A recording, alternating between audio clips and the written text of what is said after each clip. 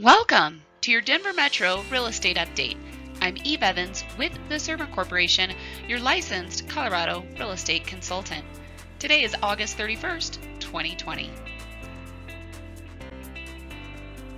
According to RE Colorado, listings are up from last week to 1,357.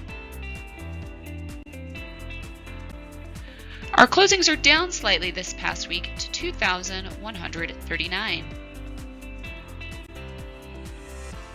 Our median sales price for the month of August is down by just $1,000 from last week to $442,000. And our days on market for August is still steady at 39 days. As a reminder, July inventory is just under 2 months according to the Colorado Association of Realtors. And appreciation is at 6.55%. Are you considering purchasing a larger home? Imagine a home that cost around $450,000 today. Applying that 6.55% appreciation, that home could cost nearly an extra $30,000 a year from now.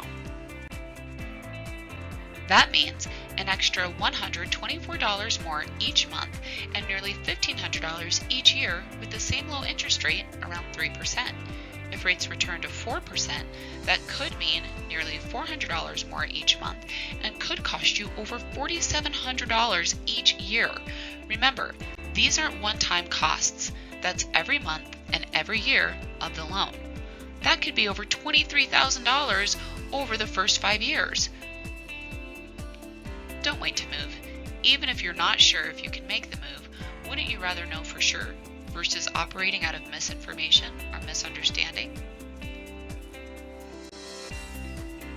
Remember, I offer complimentary consultations which offer you detailed information that will help you understand what you can make on the sale of your current home, what you can afford on the next, all with no obligation. That's it for this week. Eve Evans with the Servant Corporation, your licensed Colorado real estate consultant. If you found this information helpful, please remember to like, comment, and share. Make it a fantastic week.